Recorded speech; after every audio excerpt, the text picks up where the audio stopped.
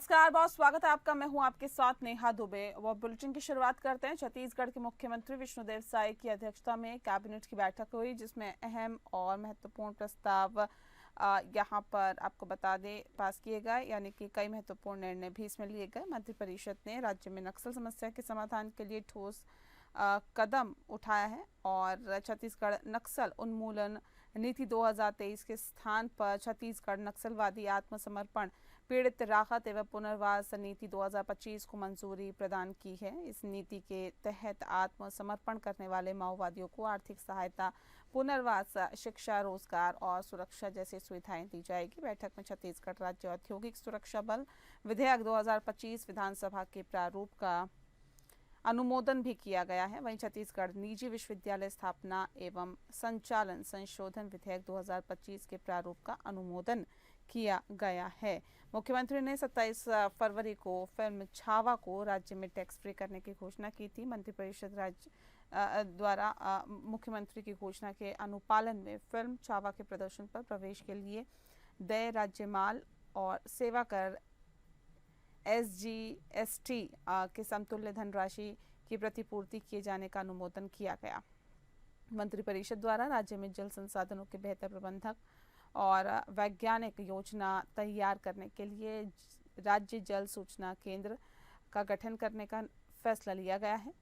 बता दें आपको कि इसके लिए भारत सरकार के जल शक्ति मंत्रालय से समझौता ज्ञापन MOU करने की सहमति प्रदान की गई है। मंत्रिपरिषद द्वारा राज्य में सुशासन और नीति क्रियान्वयन को मजबूत करने और युवाओं की भागीदारी सुनिश्चित करने के लिए मुख्यमंत्री सुशासन फेलोशिप योजना शुरू करने का फैसला लिया गया। यह निर्णय IIM रायपुर और ट्रांसफार्मिंग रूरल इंडिया फाउंडेशन नई दिल्ली के सहयोग से सुशासन एवं अभिसरण विभाग द्वारा संचालित की जाएगी।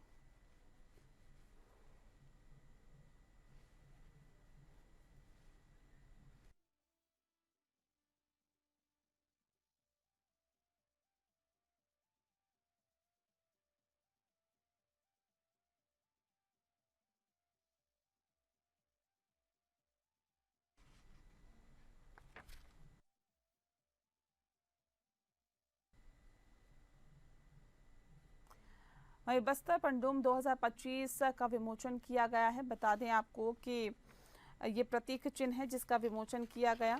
छत्तीसगढ़ के विधानसभा के समिति कक्ष में प्रदेश के आदिवासी संस्कृति और परंपराओं को जीवंत बनाए रखने के उद्देश्य से CM विष्णुदेव साय ने बस्तर पंडुम 2025 के प्रतीक चिन्ह का विमोचन किया और इस मौके पर CM साय ने कहा कि बस्तर पंडुम 2025 का आयोजन निश्चित ही बस्तर संभाग में अमन, चैन और खुशहाली लाने की दिशा में मील का पत्थर साबित होगा।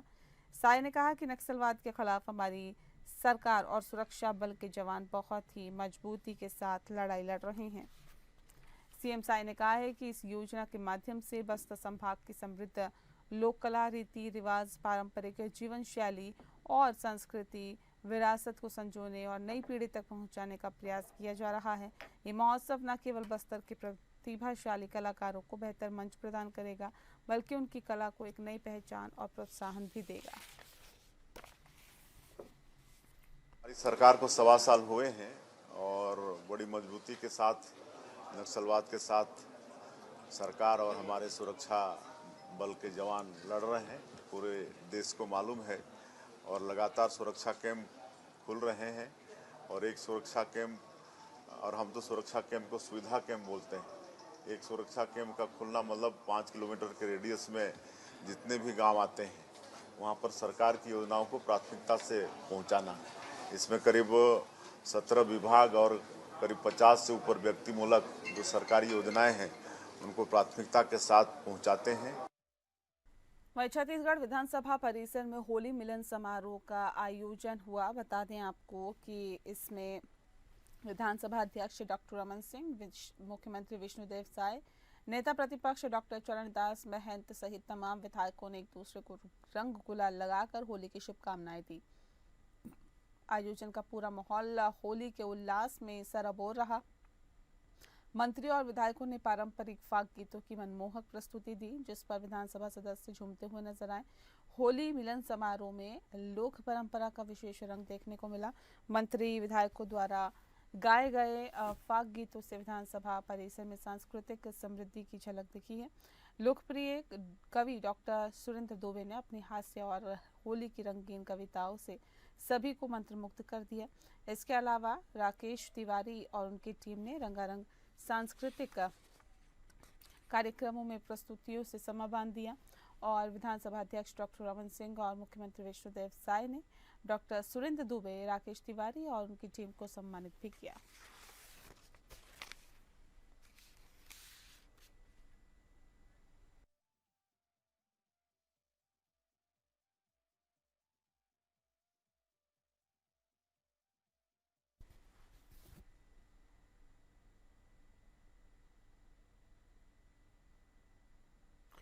शुक्रवार को सभी रंगों में सराबोर होकर होली खेलेंगे। तो शुक्रवार को ही रमजान का पवित्र महीना भी चल रहा है और ऐसे में आपको बता दें कि किसी असहज स्थिति का सामना ना करना पड़े और व्यक्ति अपने धर्म और के अनुसार ही होली और जुम्मे को अदा भी कर सके। होली और जुम्मे को अदा करने के लिए इसको लेकर छत्तीसगढ़ प्रदेश वक्फ बोर्ड ने एक मिसाल पेश की है। उन्होंने एक आदेश जारी किया है कि जुम्मे की नमाज का समय बदलने का ऐलान किया। प्रदेश वक्फ बोर्ड के अध्यक्ष डॉक्टर सलीम राज ने कहा है कि रमजान का पवित्र महीना चल रहा है और कल जुम्मे के दिन होली का भी पवित्र त्योहार है। ऐसे में नमाजियों को किसी भी प्रकार की असुविधा ना हो और होली की टोलियां भी रंगों का त्योहार बहुत अच्छे से मना सके।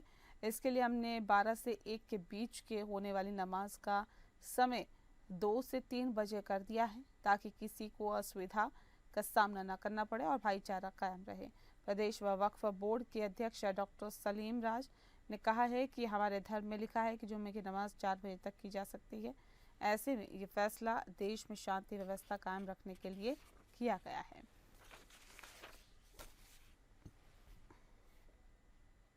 बोर्ड ने एक आदेश जारी की शुक्रवार की जो नमाज जो 12 बजे से 1 बजे के बीच होती थी वो नमाज 2 बजे से 3 बजे के बीच होती। क्योंकि पवित्र रमजान का महीना चल रहा है, होली का पवित्र त्यौहार है और शुक्रवार पड़ रहा है, देखते हुए हमारा भाईचारा कायम रहे और कोई विवाद की स्थिति नहीं रहे।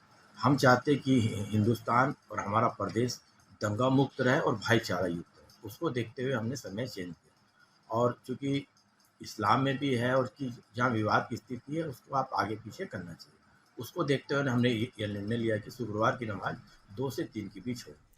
अगली खबर का रुख करते हैं। जांजगीर चांपा में आपको बता दें कि सामूहिक हत्याकांड देखने के लिए मिला है और जिले के बालोदा थाना क्षेत्र के ग्राम देवरी में आरोपी देशराज कश्यप ने चरित्र शंका को लेकर पत्नी और 3 बेटियों की धारदार हथियार से मारकर हत्या कर दी है, जिस पर सुनवाई करते हुए जिला एवं सत्र न्यायाधीश शक्ति सिंह राजपूत ने फैसला सुनाते हुए 4 लोगों की हत्या के मामले में 4 बार आजीवन कारावास की सजा और 1,000 रुपए के अर्थदंड की सजा सुनाई है।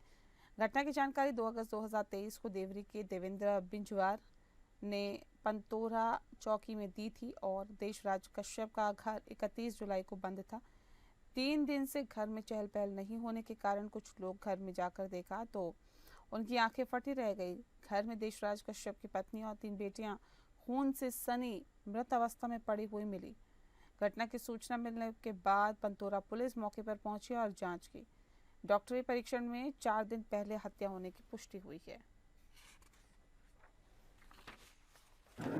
जिला एवं सत्र न्यायाधीश माननीय शक्ति सिंह राजपूत ने आज एक प्रकरण में महत्वपूर्ण फैसला सुनाया है। घटना बलौदा थाना क्षेत्र के ग्राम देवरी की है। आरोपी देशराज कश्यप ने अपने पत्नी के चरित्र के ऊपर शंका करते हुए अपनी पत्नी एवं 3 पुत्रियों की निर्मम हत्या कर दिया था। हत्या के इस प्रकरण को माननीय न्यायालय ने गंभीर मामला पाते हुए आरोपी को धारा 302 भारतीय दंड संहिता के अपराध में 4 बार आजीवन कारावास एवं 1,000 रुपये के अर्थदंड से दंडित किया है। अगली खबर का रुख करते हैं। सहरसा में बकरी को लेकर दो पक्षों में विवाद हो गया। ये विवाद इतना ज़्यादा बढ़ गया कि जमकर मारपीट हुई और पथराव भी हुआ। बता दें आपको कि सहरसा जिले के सौर बाजार थाना क्षेत्र का ये पूरा मामला है। विवाद इतना बड़ा कि पथराव तक हुआ, मारपीट हुई, जिसमें आधा दर्जन से ज़्यादा लोग घायल हो गए। घायलों को इलाज के लिए सदर अस्पताल में भर्ती कराया गया है। पीड़ित के अनुसार उनकी बकरी पड़ोसी के खेत में चली गई थी, जिसके बाद पड़ोसी ने उसे बांध लिया। हालांकि गांव वालों की मध्यस्थता के बाद बकरी को छोड़ दिया गया, लेकिन अगले ही दिन पड़ोसी की बकरी पीड़ित संजय पौदार के घर में घुसकर अनाज खाने लगी। जब इस पर आपत्ति जताई गई तो विवाद बढ़ गया और बात मारपीट तक पहुंच गई। घटना का वीडियो भी सामने आया है, जिसमें दोनों पक्षों द्वारा पथराव और लाठी डंडों से हमला करते हुए देखा गया है। कोई छत से ईंट फेंक रहा था तो कोई लाठी से हमला कर रहा था। इस संघर्ष में एक पक्ष के साथ और दूसरे पक्ष के 2 लोग घायल हो गए हैं। घटना की सूचना मिलते ही 112 नंबर की पुलिस टीम मौके पर पहुंची और स्थिति को नियंत्रण में किया।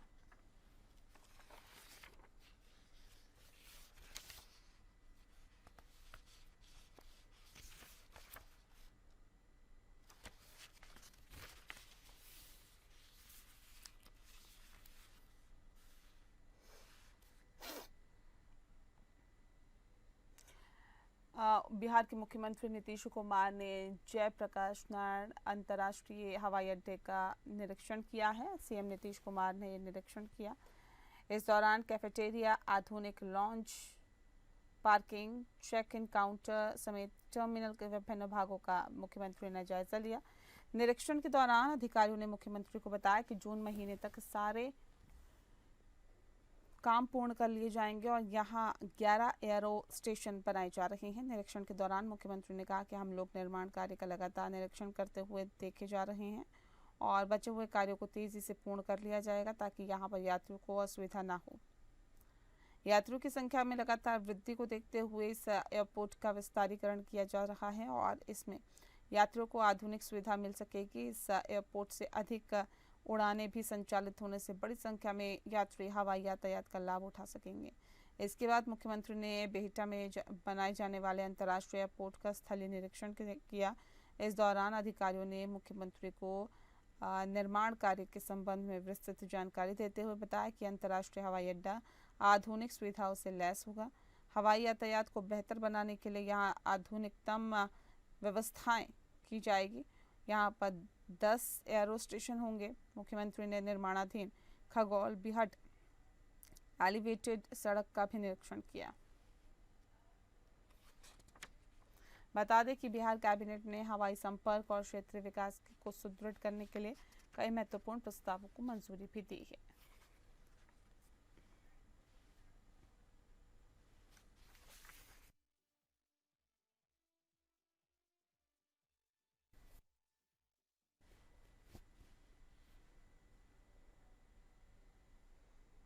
और अगली खबर का रुख करते हैं। सहरसा में घुमोर होली का अद्भुत नज़ारा देखने के लिए मिला और ब्रज और बरसाने की मनोरंजक और यादगार होली तो ज़रूर आपने देखी होगी, लेकिन सहरसा जिले में बनगांव में 19वीं शताब्दी में मनाई जाने वाली सामूहिक हुड़दंगी घुमोर होली का अद्भुत नज़ारा यहाँ पर देखने के लिए मिला है। यहाँ हजारों की तादाद में विभिन्न गाँव के लोग एक जगह पर जमा होकर रंगों में डुबकियां लगाते हैं। हिंदू, मुस्लिम और विभिन्न वर्ण जाति के लोगों का हुजूम भी किदवंती की तरह ही एक जगह पर जमा होकर आपसी भाईचारे और मैत्री का परचम लहराते हैं। इस होली की खास बात यह है कि ये होली से एक दिन पहले ही मनाई जाती है। मिथिला पंचांग के अनुसार आज फागुन का आखिरी दिन है और इसीलिए बनगांव की इस होली को फगुआ होली कहा जाता है।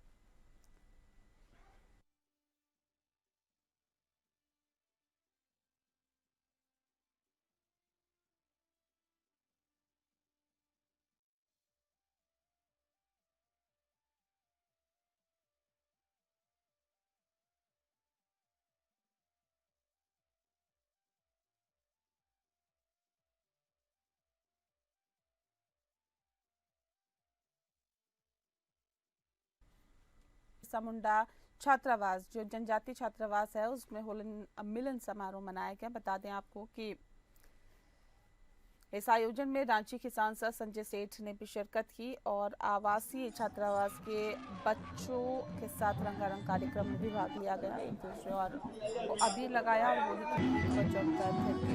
आयोजन में आयोजनकर्ता पुष्प जालान, राजीव कमल, बिट्टू, विवेक और समिति गणमान्य व्यक्ति मौजूद रहे और होली मिलन समारोह का आनंद लिया।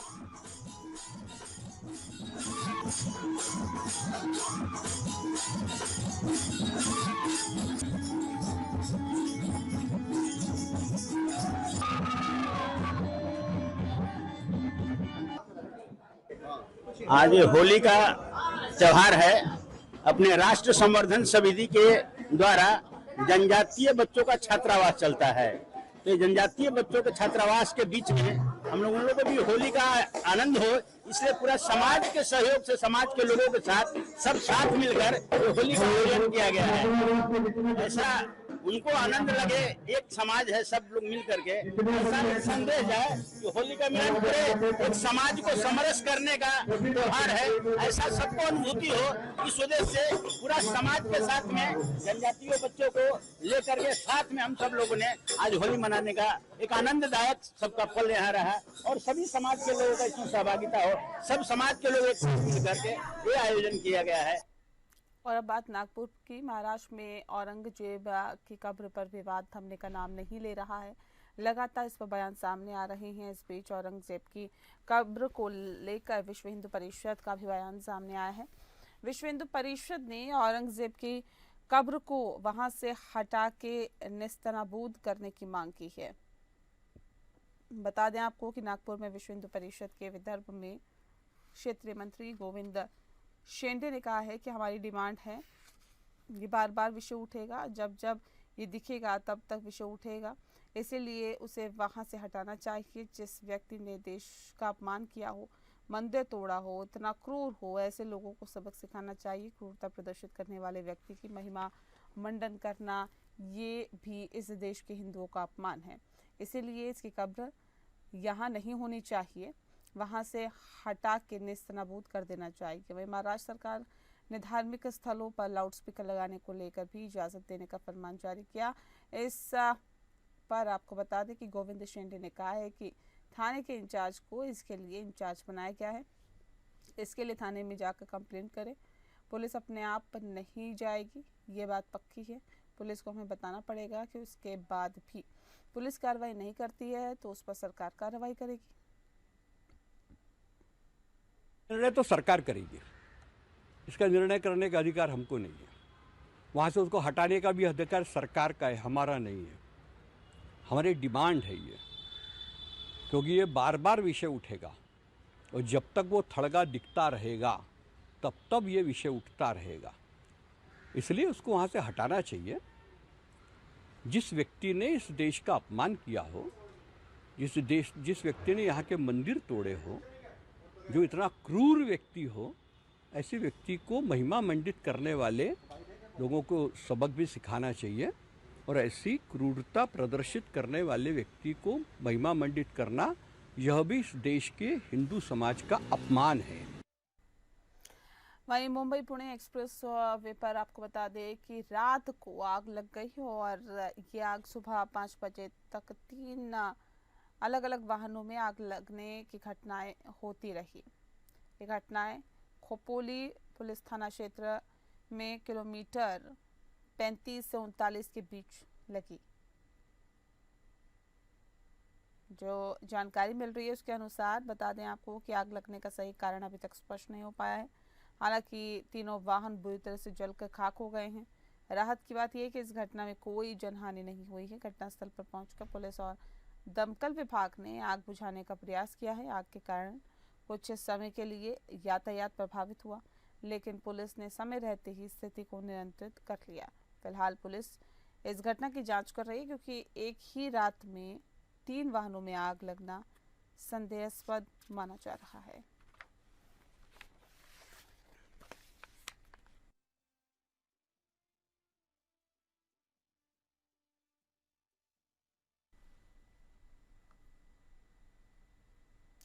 वहीं मध्य प्रदेश के नर्मदापुरम में पुलिस ने अवैध रूप से लगे हुए हूटर्स को हटाया है। बता दें आपको कि ये हूटर हटाने का अलग मकसद है, इसका उद्देश्य अलग है। ये हूटर हटाया गया है और पुलिस लगातार इस मसले पर जद्दोजहद कर रही थी, क्योंकि हूटर हटाने का कार्य जो है वो काफ़ी वक्त से कहा जा रहा था। और क्योंकि हूटर से प्रदूषण होता है, ध्वनि प्रदूषण होता है, और इस वजह से भी जो हूटर है वो हटाए जाने का अभियान चला है, जिसको लेकर यातायात विभाग ने हूटर लगी गाड़ियों पर चेकिंग के दौरान 10 हूटर लगे हुए वाहनों के विरुद्ध कार्रवाई की है। 9 वाहनों से 27,000 रुपये जुर्माना वसूला गया है। 55 पदनाम प्लेट वाले वाहनों पर कार्रवाई की गई है। अन्य धाराओं में 8 वाहनों पर कार्रवाई कर 4600 जुर्माना अलग से वसूला गया है। ये कार्रवाई निरंतर जारी रहेगी। होली में परंपरागत जो सेंसिटिव क्षेत्र हैं उनमें फिक्स पिकेट लगाए जाते हैं। कुछ महत्वपूर्ण स्थान हैं जहाँ पे लोगों का ज्यादा आवागमन होता है, वहाँ पे फिक्स पिकेट लगाए गए हैं। इसके अतिरिक्त पुलिस पेट्रोलिंग लगी हुई है। क्योंकि होली के समय में शराब पीकर चलने, ओवर राइडिंग और ओवर स्पीडिंग 3 तरह की घटनाएं ज्यादा होती है। तो इसको रोकने के लिए हमने बहुत से पॉइंट चिन्हित किए हैं, जिसमें 2 पे कोतवाली का बल लगेगा, 2 पे देहात थाने का बल लगेगा और ट्रैफिक पुलिस द्वारा 2 पॉइंट लगाए जाएंगे। 6 जगहों पे चेकिंग होगी। जगहों को चेंज कर करके चेकिंग लगाई जाएगी, ताकि लोगों को ये पता रहेगा कि इस जगह पे चेकिंग हो रही है, तो उससे बच जाएंगे। तो इसलिए स्थान परिवर्तित कर करके 6 जगहों पे चेकिंग लगाई जाएगी। तो ब्रेथ एनालाइजर के द्वारा चेकिंग की जाएगी। कोतवाली, देहात और यातायात पुलिस तीनों के पास ब्रेथ एनालाइजर है। इनके माध्यम से चेकिंग की जाएगी। मौके पे ही वो श्वास में शराब का परसेंटेज, अल्कोहल का परसेंट बता देता है। तो धारा 185 के अंतर्गत उसमें कार्रवाई की जाती है। उसमें वाहन को जब्त करने का प्रावधान है। वहीं युद्ध नशे के विरुद्ध अभियान के तहत पटियाला पुलिस ने एक अहम यहाँ पर मुहिम छेड़ी है, जिसके खिलाफ आपको बता दें कि नशा और तस्करों और असामाजिक तत्वों के खिलाफ भी, जिसमें कई इलाकों में रेड मारी गई है। रेड के दौरान पटियाला के SSP doctor Nanak Singh IPS ने बताया है कि आज की कार्रवाई के तहत 12 के करीब लोगों को पकड़ा गया, जिसमें 4 लोगों को गिरफ्तार भी किया गया है। इसके अलावा 14 के करीब मोटरसाइकिल भी जब्त की गई है और नशे की बरामदगी भी हुई है।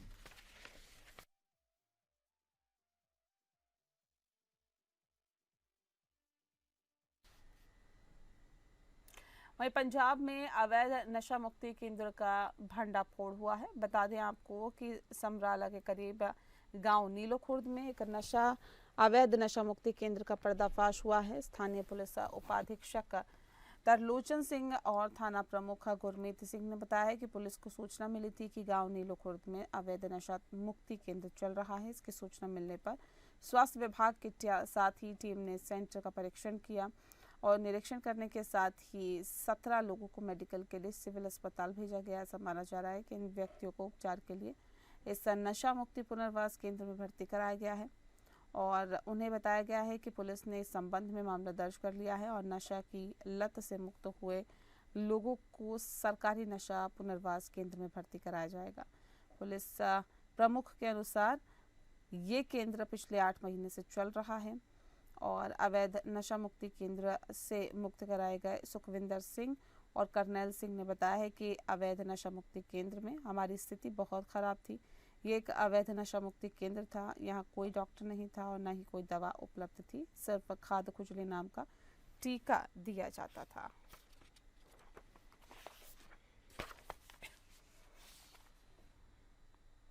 और इसी के साथ फिलहाल इस बुलेटिन में इतना ही। नमस्कार।